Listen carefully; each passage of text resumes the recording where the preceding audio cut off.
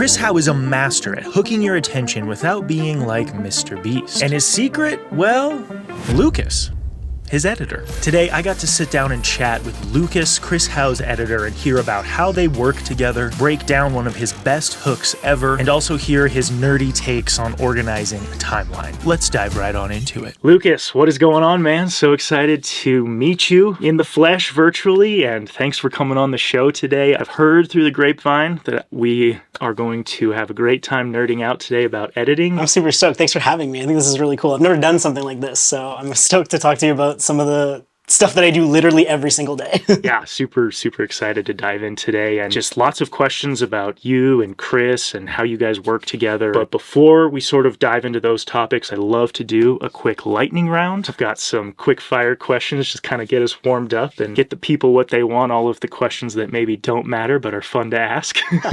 Nice. Yes, I love the questions that don't matter. Question number one, a big one. What is your current NLE of choice? NLE that I'm using is Premiere Pro. Of choice, I don't know. It's kind of what I started on, and I've been doing it for over 10 years. So I'm like in bed with Premiere, and I want to switch, but I just don't have the bandwidth in my brain to do it. Second question, music found before you edit or after you have done a cut? What's the usual preference there? It really depends on the video. I prefer to have it before, but because of the types of videos that I usually make, the story's kind of coming together after, so the vibe isn't like, it's hard to check the vibe before when the video is sort of like, the vibe is established later. So 9 times out of 10, I find the music after, but I like it when I have it first. You're sitting down, getting into flow state, getting ready to just settle in. Do you have like a go-to editing snack that you're always reaching for before you kind of just park it for 8 hours or even longer?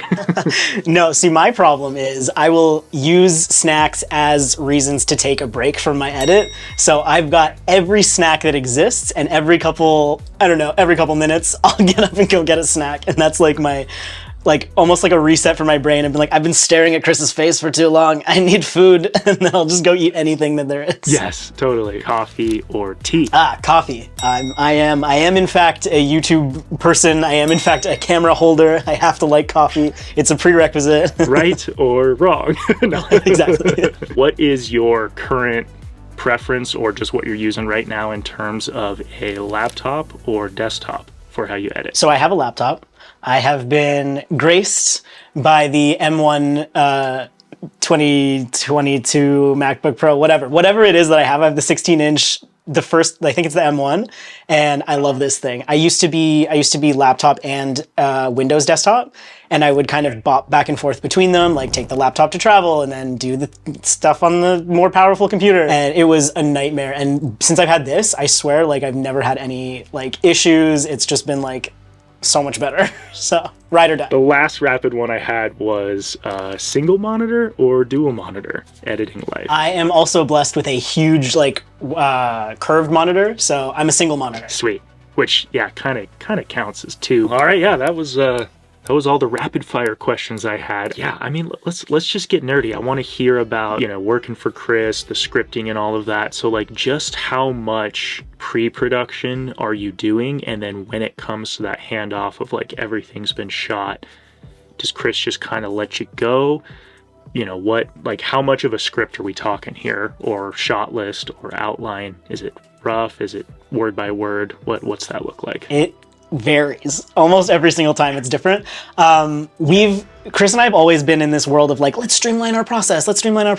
Chris is ideas, and I'm let's take them and make sense of the ideas. So we'll have a little brainstorm session, and he'll be like, what about this? What about this? What about this? What about this? And they're all wildly different ideas. Mostly it'll start with the title. It's this is the concept of the video. This is what we're going to do, roughly, and the script sort of follows standard. We'll have bullet points that we want to hit in each kind of section. So that's kind of where I come in, and then I'll try to rein them in, and then I'll try to take all of the stuff that he's just brain dumped and turn it into a bit of a form. No, and it's really interesting what you said too, breaking it down to title first, intro, that kind of stuff. It's crazy because I think so many of us want to not think about it like that, because we see a lot of versions of that just smack us upside the face. And I think even the video you sent me, Experience Photography Under the Ice short film, right? Like that video has an awesome hook without punching me in the face with it, but it still hooks me. Walk me through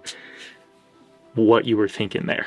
When you talk about like editing and stuff like that, it sort of feels like painting in a way where it's like, I don't know, I just kind of do it. I do what feels right, you know? But obviously there's some thought process, and there's also like, I don't remember the exact feedback that Chris gave me from the different versions, but there's probably some collaboration, like, oh, maybe it would be better to start on this shot, or maybe if we, you know, whatever. We kind of like workshop it a little bit. But I think with this one, Chris and I are very aware of how like corny and campy and almost painful some of these other like hooks on YouTube are. So like when we're doing it, like we're always trying to not be like that. But specifically with this one, it's like it's a different style. This one doesn't really like read as YouTube video. So we didn't really want to start off with like, oh my God, we're about to get in the water and it's gonna be really cold, blah, blah, blah, blah, like really stupid. Like we don't need that. Like we're trying to appeal to a slightly more mature audience. I don't know if that's the best way to put it, but like we just kind of didn't want to go for like, we call them low hang bangs, like a low hanging banger. Like it's an easy thing that we can do that is sort of lazy, but we know it'll do well. Like we're trying, specifically with this year, we're trying to like not do so much of that and kind of make more elevated work and something that's a bit more professional and, you know, a little bit of experiment, right? Between like listening to Colin and Samir and listening to the editing podcast and just like watching, not just watching YouTube, but watching like movies and series and short films, all kinds of stuff. I kind of like gather things or information or things that I think would be like fun to implement or try. So the whole idea of like a really slow, like slower pace versus something really high paced, and how that can also hook you versus it being 45 cuts in the first 10 seconds and all kinds of different stuff. It's a hook in a different way. You're giving the audience the opportunity to like watch and observe and breathe and like really take in what the hell is happening, because this isn't something you see every day. You can kind of tell that he's like in the zone. Like you want to kind of hold on to this moment because you're like, he's really in the zone. I can kind of tell that he's kind of nervous. He's literally in the middle of nowhere in a hole in like, you know, you're looking at everything. And I find when I'm watching movies, I find like the really long, like wide shots when you just see like maybe like a hallway or a room or something. And there's like, it's holding on for like 10 seconds, 15 seconds. And you're like, oh my God. But I find that when I'm seeing that, I'm looking for what I should be looking for in the frame. And I'm thinking about what's going on in the frame versus I'm bored, where's the next shot? I'm kind of figuring out what I'm getting myself into here. So like with this, it's like there's a bit of the tension underneath. You see him really like meditating, getting in the zone, and like you immediately see him underwater. So you have a bit of the feeling, but then you also know exactly what the video's about right out of the gate, right? He's in the water, he's ice diving. That's what we're talking about in this video. You have your little hook and then your story begins. The algorithm is way smarter than we give it credit for, right? So in a lot of ways, it's not about the retention thing that we always talk about. I feel like is more of like just deliver what people think you're going to have, which is why I love this intro, because it's just like, okay, maybe it's not for everyone, but people who think they want it are immediately going to go, yep, I'm locked in. I want this, and then watch to the end. And at the end of the day, like that's all that matters, right? Like we just want to find the audience, and that's what we think the algorithm has such a hard time doing. But I feel like the way you edit this sends a direct signal that says, here's what you think you wanted, you're getting it, buckle in. All right, the other thing I really want you to go through for all of us, because I'm sure people are going to just love this, Lucas, is could you show us your timeline and organization around that Under the Ice project? Again, I'm a huge nerd. I'd love to see it. And I know other people would as well. So yes, I'm super... like it's super important to me that everything is organized, because as soon as one thing is out of place, I'm like, my flow is gone. So I have the same folder structure for every single video that I make. We always break it down into like audio, assets, project folder, project files, footage, exports, and photos. Like gotta have them no matter what. 'Cause there's always gonna be a thumbnail. There's always gonna be some photos that go with it. There's always gonna be these things. So when I go into it, I'll always start with just like a general select timeline of everything. And I'll try to color coordinate by camera. So I'll have, or if it's really intense, I'll have a timeline of selects per camera. So if it's like the main talking head is on this camera. I do all the selects on that. That's its own timeline. Then all the B-roll is over here. Then all the action camera footage is on this one. All of the whatever else. So they're all like, I can kind of look at them separately.